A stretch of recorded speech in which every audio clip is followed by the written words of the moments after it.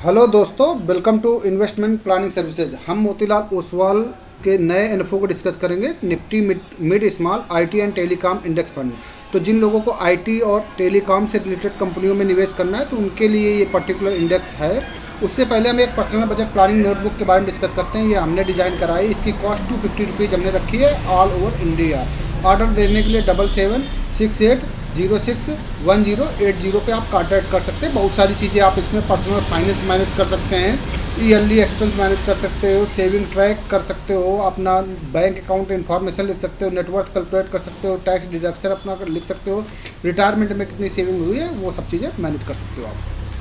Nifty mid small IT and telecom index क्या है? तो ये इंडेक्स 1 अप्रैल 2005 को बेस मान के और बेस वैल्यू इसकी 1000 रुपीज़ रखा गया है।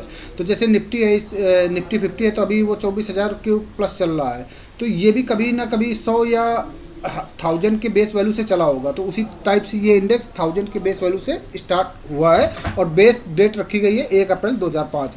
और जो निफ्टी मिड और स्मॉल कैप के जो 400 स्टॉक्स हैं, 400 स्टॉक्स से ही जो आईटी और टेलीकॉम से रिलेटेड इंडेक्स स्टॉक्स होंगे उनको यहाँ पे लिया गया है। तो इस टाइप से टोटल 20 स्टॉक्स सेलेक्ट किए गए हैं जिनका फ्री मार्केट कैपिटलाइजेशन है। और 20 स्टॉक्स में ये कंडीशन रखी गई कि कोई भी सिंगल स्टॉक 33% से ज़्यादा वेटेज इंडेक्स में नहीं रखेगा। और जो टॉप थ्री स्टॉक्स है उनका कलेक्टिवली 62% से ज़्यादा नहीं होना चाहिए। मतलब कोई भी स्टॉक 33% से ज़्यादा नहीं हो सकता इंडेक्स में। और टोटल जो टॉप 3 स्टॉक्स होंगे उनका जो वेटेज होगा वो 62% से ज़्यादा नहीं होना चाहिए।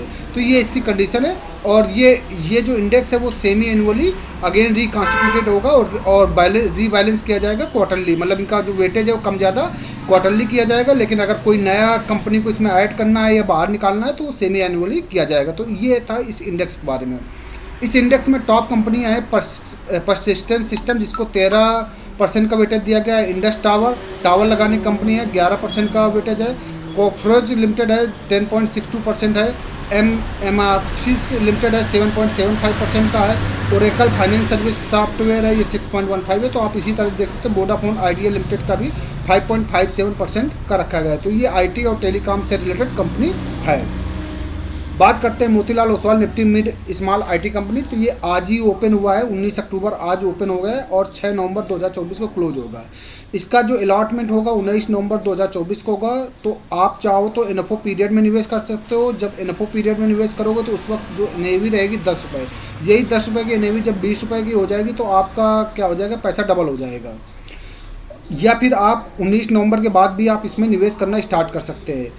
मिनिमम जिनको निवेश करना है एसआईपी करो या लमसम करो तो कम से कम 500 रुपये करना पड़ेगा। एग्जिट लोड 1% का लगेगा। अगर 15 दिन से पहले पैसे निकालोगे तो कम से कम आपको और ये 15 दिन जो कैलकुलेट होंगे वो 19 नवंबर के बाद 15 दिन कैलकुलेट होंगे। तो ध्यान रखिएगा, आप अगर 1 साल से पहले पैसा को रिडीम करते हो तो आपको लगेगा short term capital gain tax जो कि 20% होता है। तो जो भी प्रॉफिट होगा, सपोज आपने 100 रुपये प्रॉफिट किया तो 20 रुपये तो गवर्नमेंट ले जाएगी, ठीक है। और अगर 1 साल के बाद आप बेचते हो तो जो भी प्रॉफिट होगा तो उसमें 1,25,000 तक का जो अमाउंट है वो टैक्स फ्री रहेगा।